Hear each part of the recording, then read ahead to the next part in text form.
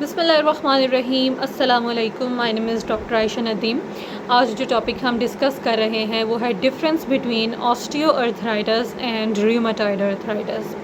पिछली वीडियो के अंदर हम रूमेटॉइड अर्थराइटिस को डिस्कस कर चुके हैं डिटेल में, लेकिन अब इस वीडियो में हम ऑस्टियोआर्थराइटिस और रूमेटॉइड अर्थराइटिस को कंपेयर करेंगे, कंपैरिजन करेंगे और देखेंगे कि इनमें क्या डिफरेंस है।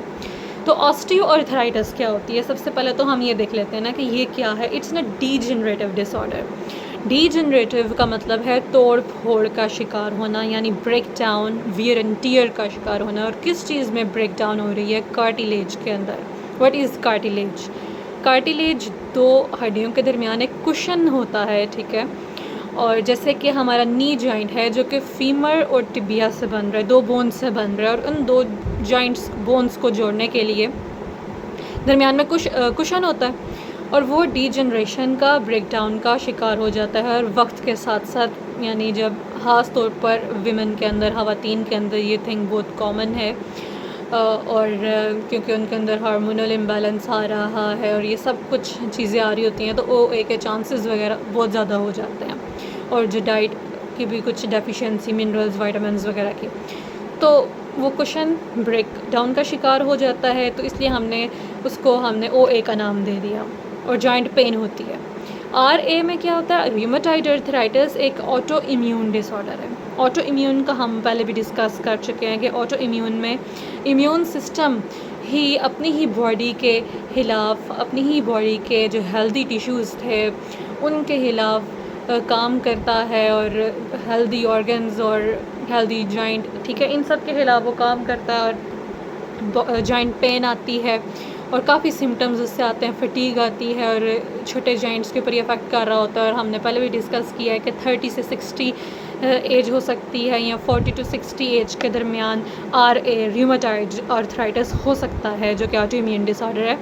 जबकि OA बुढ़ापे में ज़्यादा, इससे भी ज़्यादा 45 से भी ज़्यादा एज के जो लोग हैं उनमें ये हो सकता है। इसके अलावा जो RA है वो मल्टीपल जॉइंट्स को अफेक्ट कर रहा था, स्मॉलर जॉइंट्स से शुरू होकर बिगर जॉइंट्स की तरफ जा रहा था। अब OA, चूँकि मैं दोनों इन प्रॉब्लम को एक साथ डिस्कस कर रही हूँ, जॉइंट की प्रॉब्लम को, तो हमें कुछ ध्यान से देखना पड़ेगा कि हम सिम्टम्स ऑफ OA में आपको बताऊँगी, जो कि डीजनरेटिव डिजीज़ है। इसमें क्या होगा कि सिम्टम में यही है कि जोड़ों में दर्द होगा आपको, और कब होगा? रेपिटेटिव आप कोई काम कर रहे हैं, ठीक है, लाइक आप वॉकिंग बहुत ज़्यादा कर रहे हैं रेपिटेटिवली। फॉर एग्ज़ाम्पल किसी को, ये बड़े जॉइंट पे मोस्टली होता है ना, तो किसी को नी का ऑस्टियोआर्थराइटिस है, डीजनरेशन है, ऑस्टियोआर्थराइटिस लाइक कार्टिलेज प्रॉब्लम, तो उसके नी जॉइंट के ऊपर पेन होगी रेपिटेटिव वॉक की वजह से। हिप जॉइंट में अगर उसको OA है तो हिप में दर्द होगी उसको, ठीक है। इसके अलावा मॉर्निंग स्टिफनेस भी इसमें होती है। आपको जिस भी जोड़ का दर्द है, नी का है या फिर हिप का है, तो मॉर्निंग स्टिफनेस, सुबह उठते ही आपको स्टिफनेस होगी, लेकिन वो आधे घंटे से ज़्यादा नहीं होगी। जबकि जो RA है, रूमेटॉइड अर्थराइटिस है, उसमें मॉर्निंग स्टिफनेस ज़्यादा होती है, और मॉर्निंग स्टिफनेस 1 घंटे से भी ज़्यादा हो सकती है, 1 घंटे तक भी हो सकती है। पेशेंट ये कंप्लेन करता है कि वो सुबह उठता है और उसके जॉइंट में दर्द है, अकड़ाव है, तो ये एक डिफरेंस आ जाता है, ठीक है। और OA में भी स्वेलिंग हो सकती है अगर आप इनएक्टिव भी रहें तो काफ़ी देर के लिए।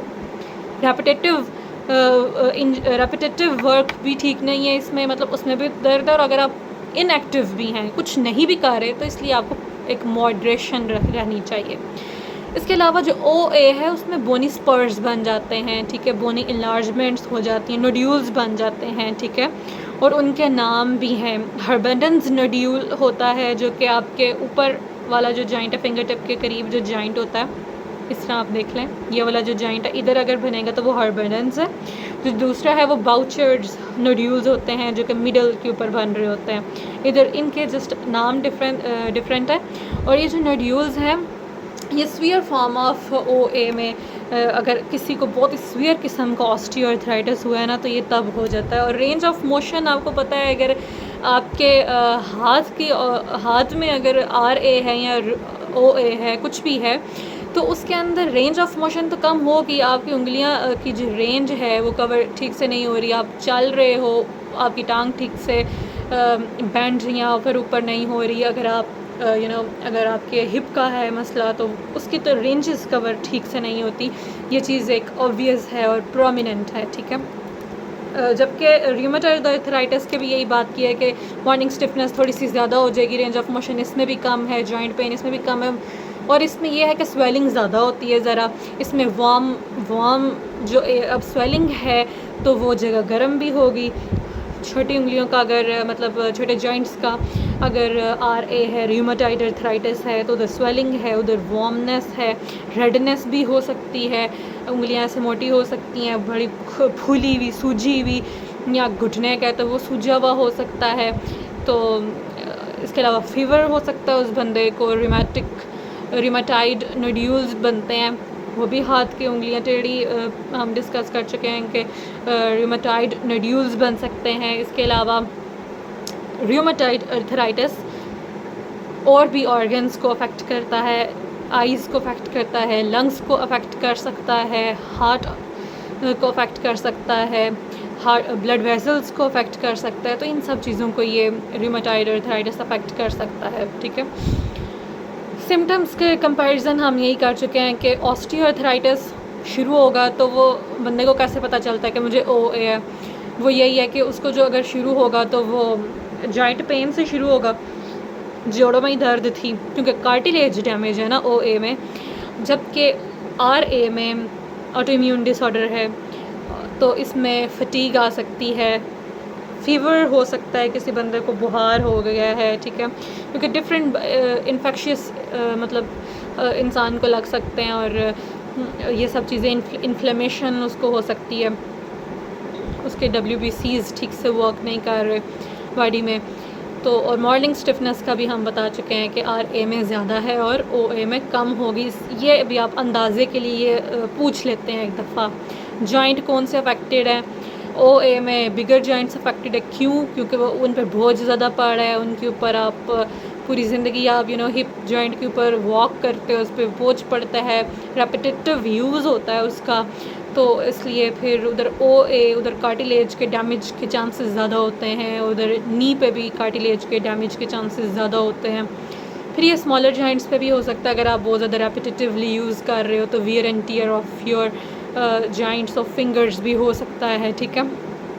RA की हम जानते हैं कि RA firstly affect the smaller joints of fingers, you can say that, और द फीट, टोज़, ठीक है, और फिर उसके बाद ये प्रोग्रेस कर सकता है अगर हमने इसको अनट्रीटेड छोड़ दिया है, इसको मैनेजमेंट नहीं की, इसके लिए फ़िज़िकल थेरेपी या इसके लिए जो मेडिकेशन थी वो नहीं ली, ठीक है। तो और इम्यून सप्रेसेंट, इम्यूनिटी को इसमें अब कम करना है क्योंकि the culprit is immune system, that's an autoimmune disorder.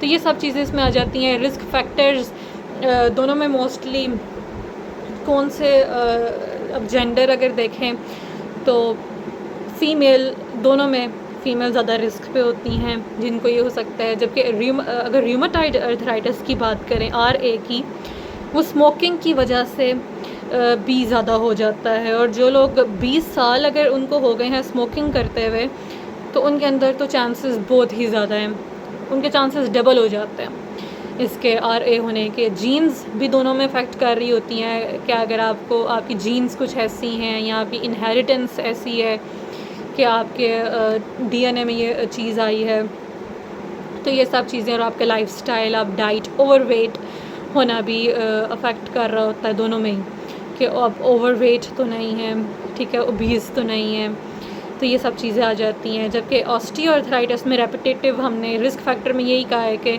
जो जॉइंट पूरी ज़िंदगी आप बहुत ज़्यादा जिस पे बोझ डाल रहे हैं, जो बार बार यूज़ कर रहे हैं, तो वो आ जाता है उसके अंदर, ठीक है। और एज, OA का सबसे बड़ा रिस्क फैक्टर एज ही है, बुढ़ापा है, कि जो आप बुढ़ापे की तरफ जा रहे हैं, एजिंग एलिमेंट आ रहा है, OA के चांसेस बहुत ज़्यादा हो जाते हैं।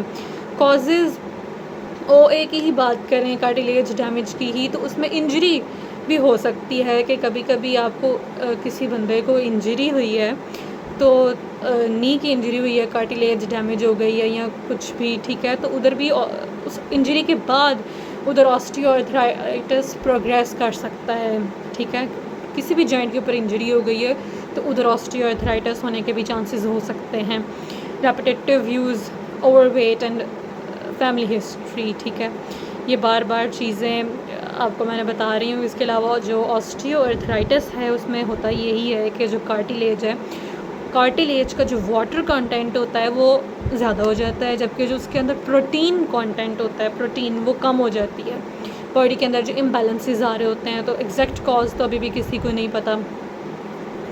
डायग्नोसिस के लिए यही है कि RA में ब्लड टेस्ट कराएंगे, तो जो ब्लड टेस्ट है वो र्यूमेटॉइड अर्थराइटिस के लिए तो काम आएगा ब्लड टेस्ट, क्योंकि हम उसमें RF फैक्टर देख सकते हैं, एंटीसीसीपी देख सकते हैं, उसमें हम एरिथ्रोसाइट सेडिमेंटेशन रेट देख सकते हैं उसके अंदर, ब्लड टेस्ट के अंदर।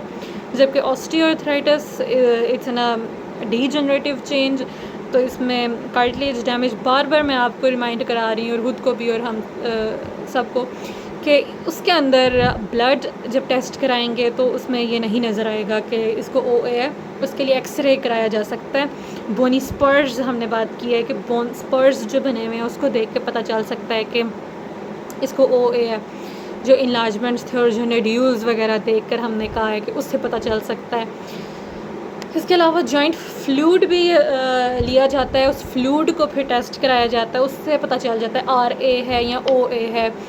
इस तरह थोड़ा सा डिफरेंस आ जाता है। और उस फ्लूइड लेने के आर्थ्रोसेंटेसिस कहते हैं उसको, ठीक है, जिससे जॉइंट का जो फ्लूइड है जिधर भी प्रॉब्लम है वो थोड़ा सा निकाल कर और फिर उसको टेस्ट किया जाता है और फिर पता चल जाता है। ट्रीटमेंट के लिए यही है कि आप फ़िज़िकल थेरेपी करवाएं।